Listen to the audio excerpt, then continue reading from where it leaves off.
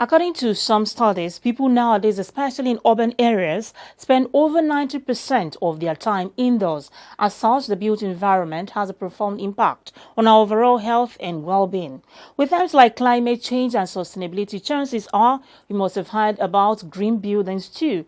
To minimize the impact of building sector on our environment, according to experts, the building and construction sector is responsible for almost 39% of the global CO2 emission. A green building is one that considers and reduces its impact on the environment and human health. This is Housing Development, a program that tries to provide solutions to housing issues, home ownership, and a whole lot more in the sector. As always, I am Flora Ani, your housing diva. Let's see the news making waves in the sector. I'll be back in a moment.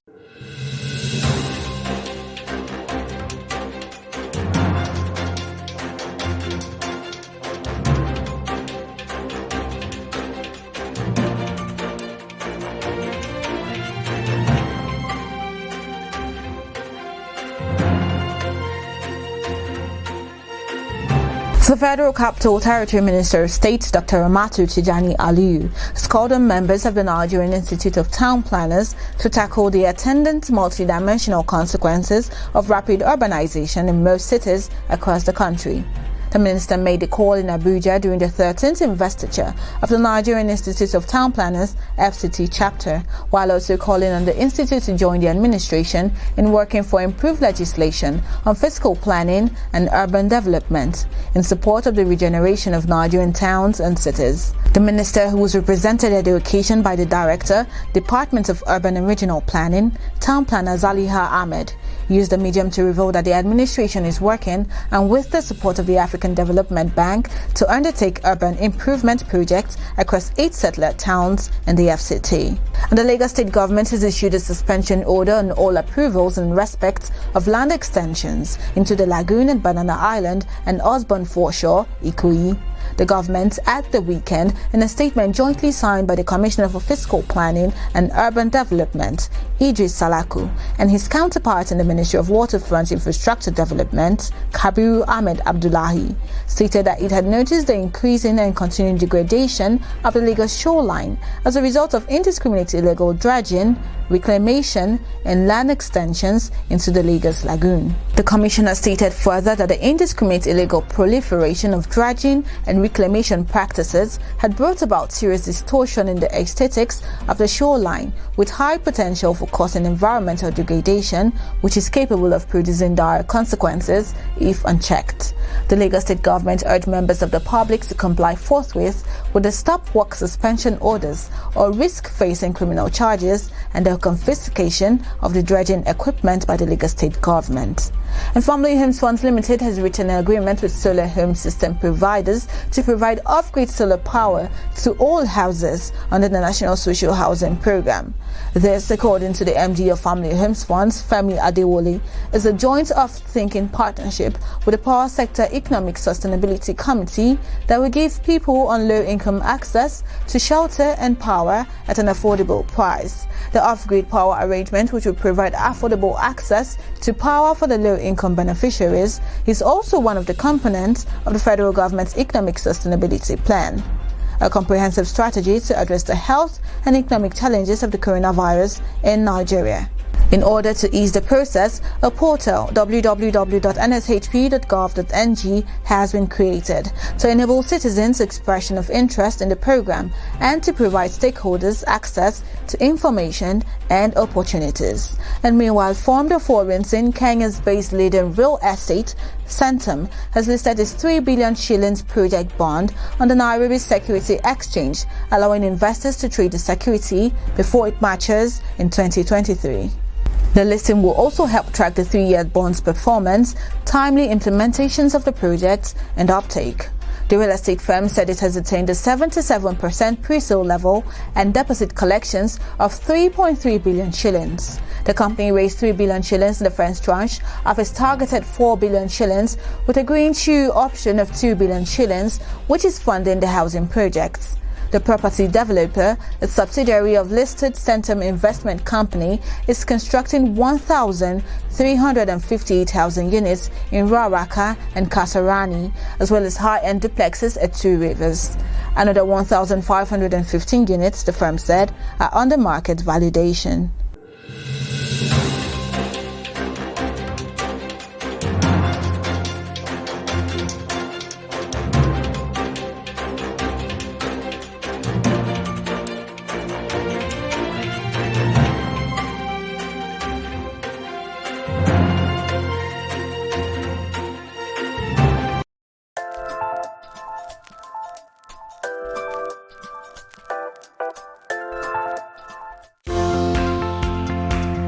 I'm Debbie Erb. I work for OPIC in the United States and keep watching the Affordable Housing Development Program.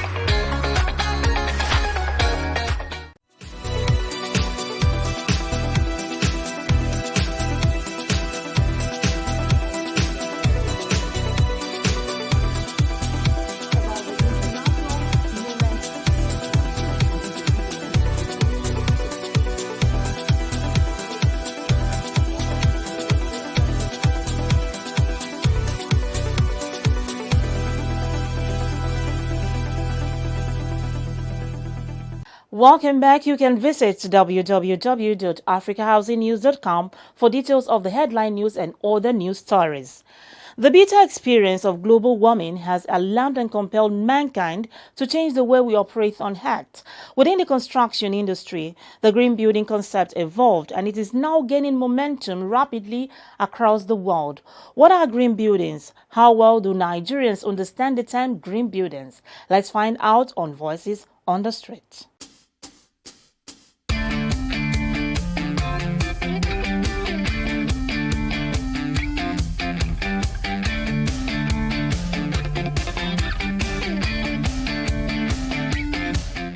In those days, there were such buildings built of nature like mud.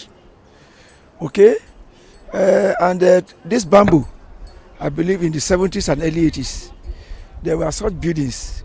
It is just with time that it begin to phase out, and people begin to embrace bricks here and there.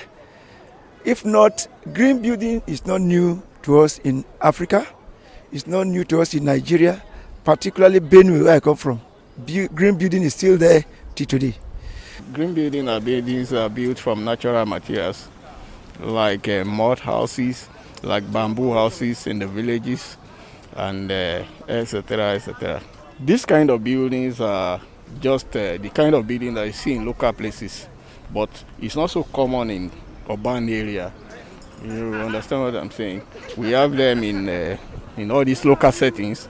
Most of these Fulani settlements are made of green. They can be categorized as green buildings. These Fulani settlements are built from thatched and mud, and so there are some buildings that you use bamboo to construct in the villages. They can even raise them up. As in riverine area, they use bamboo, they use wood to do their buildings in places like that. So these are green buildings. From my own understanding, green buildings mean green environment, and green is a symbol of peace and unity. Yes, sometimes you see people looking for a greener place to live, whether the place is just a green environment. They just want to be sure the place is very conducive. The place is greenish. Everybody like anything green. So because it's a symbol of peace, and it's a symbol of good living and good environment. Embracing green building. I know of our great grandfathers that we met. They live close to nature and they live long. I do strongly believe that some of those materials are prone to catching fire easily, like plastics. Such needs as cooking within the house has to be waived.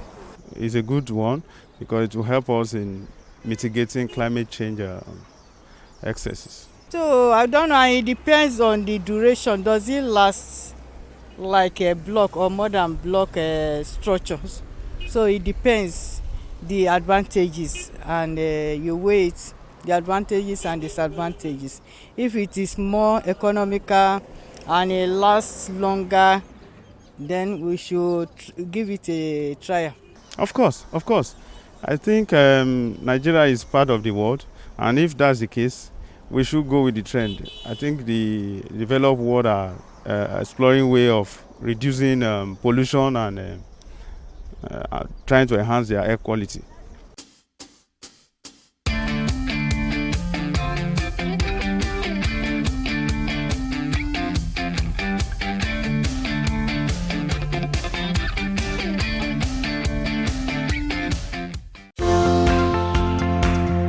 Hi, I'm Bob Weinsheng, CEO of iBuild Global, and keep watching the Housing Development Program.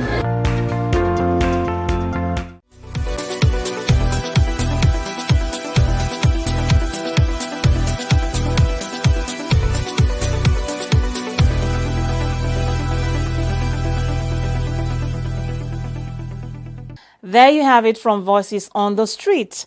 With buildings emitting more energy-related carbon globally than the entire transport sector, experts say holistic adoption of green building standards in the housing industry will boost efficiency and lower construction costs.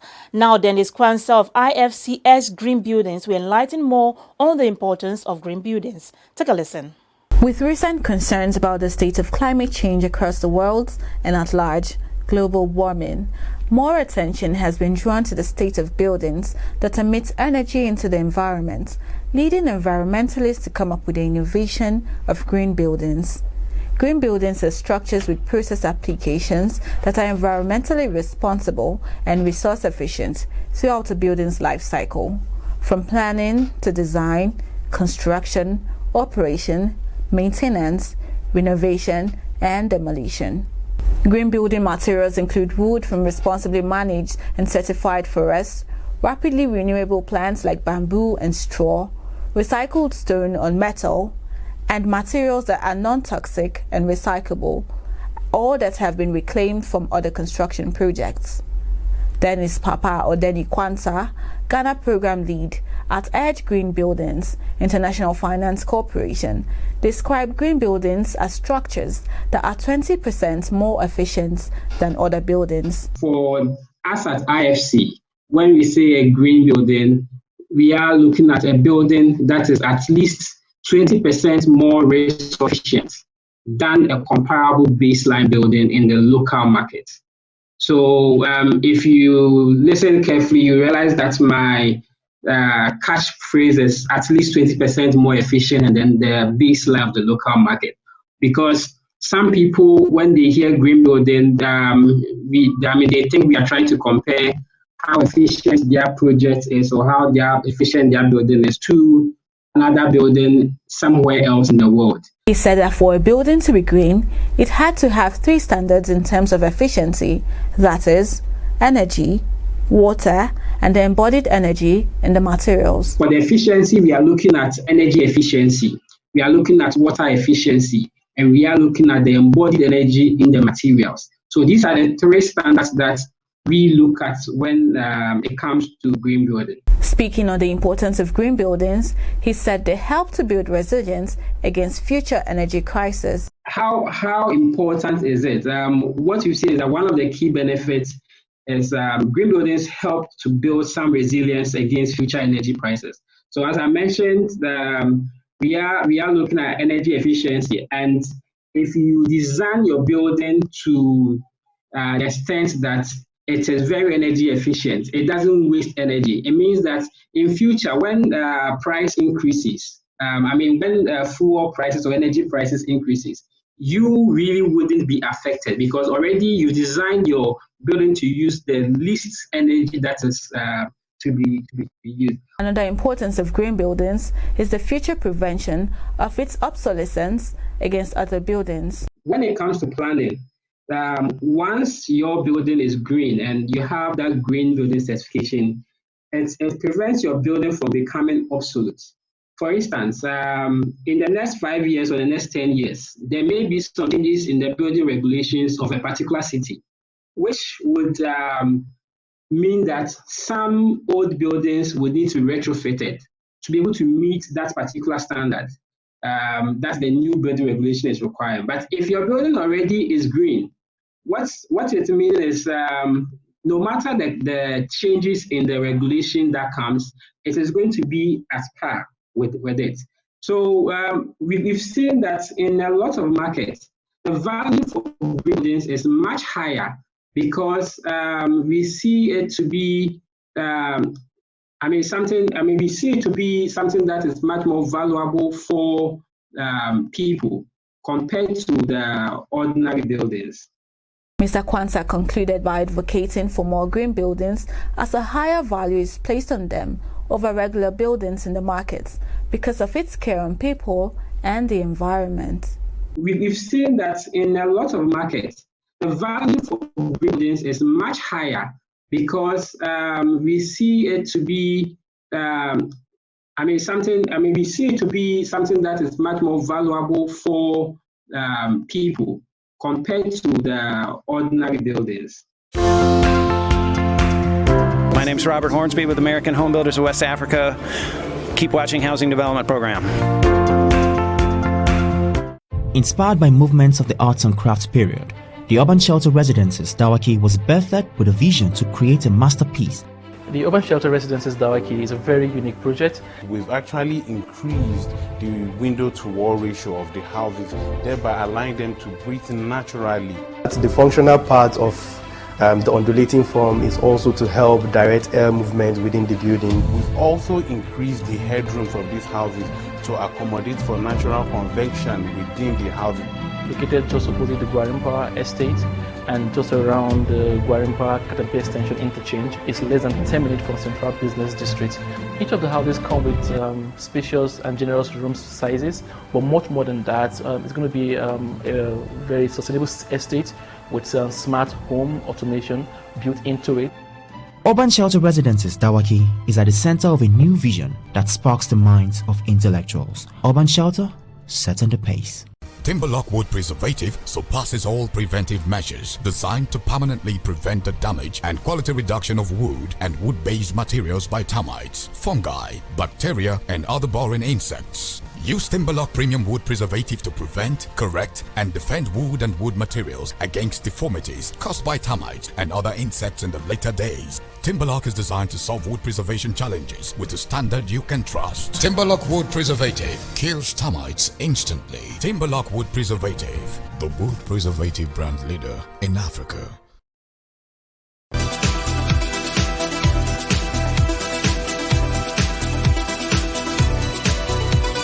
Then is Kwanzaa there, representative of IFC Edge Green Building, talking on the importance of shifting to green buildings. Well, findings show that for a building to qualify as green certified, there are some primary standards such structure must meet. These include energy, water use, use of resources, operation and maintenance, and air quality. Green buildings are definitely eco-friendly construction.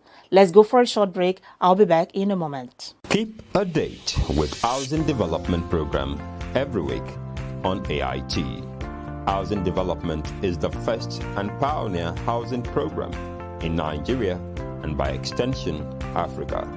It remains the authentic voice of the Nigerian housing and construction industry. Housing Development is the only credible and specialized platform for seasoned professionals in the build industry, where quality and credible players in the real estate sector meet to interact, showcase, and analyze government policies. It is no doubt that hundreds of thousands of prospective Nigerians who desire to own their personal properties have done so through the assistance of Housing Development Program in the last 10 years.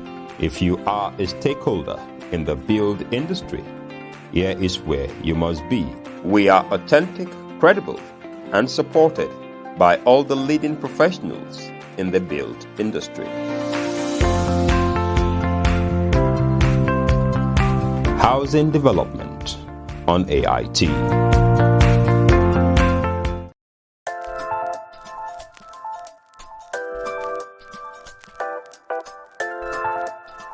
Welcome back. The program is Housing Development. The year 2020 emerged with unforeseen turn of events that have initiated unprecedented trends in the Nigerian market and the world at large. The year 2021, real estate focus are beginning to flock in both on international and local scene. Housing Development had a chat with the president of Association of Housing Corporations of Nigeria, Dr. Victor Onukwuha. Take a listen. For urgent attention. Rental housing. In a chat with Africa Housing News, Dr. Victor C. Onukwuha, President of Association of Housing Corporation of Nigeria, opined that 2021 would not be a booming time for the real estate sector due to the bad economy of the country. However, he said AHCN is trying to re-engineer the situation by relying on funds from the federal government through the Family Homes Funds and the National Housing Funds. We want to re-engineer things. We're going to rely more on funds from the federal government through the Family Home Funds and, of course, the National NHF, National Housing Fund. Dr. Onukwuha went ahead to reiterate that besides the economy being bad, the current pandemic also has made it difficult for foreign investors who want to travel due to travel restrictions and the prevalence of the virus in some places, hence a tough year ahead. The climate is not favorable in the sense that beyond the economy, people are not going to be free with traveling, especially foreign investors, because of COVID-19. It's going to be a tough year. He, however, assured that AHCN and other housing umbrella bodies were thinking out of the box to mitigate the effects of the economy on the real estate sector by sourcing funds without impairing the programs on ground. We are thinking out of the box to ensure that I may not be able to tell you exactly what we're doing, but we are thinking out of the box for sure to ensure that we mitigate the effects of the economy by trying to see how we can source funds without really impairing the kind of programs we have. Speaking further, the president revealed that there are some investors and other private equity investors that are interested in housing being pursued by the AHCN. There are some angel investors and other private equity investors that are interested in housing we're pursuing. All these efforts, he explained, were part of AHCN's efforts to boost the real estate markets in 2021. Hello, my name is Casey Arrest. I'm the Executive Director of the Centre for Affordable Housing Finance in Africa. We're based in Johannesburg, South Africa. Please keep watching Housing Development Programme. It's a great show.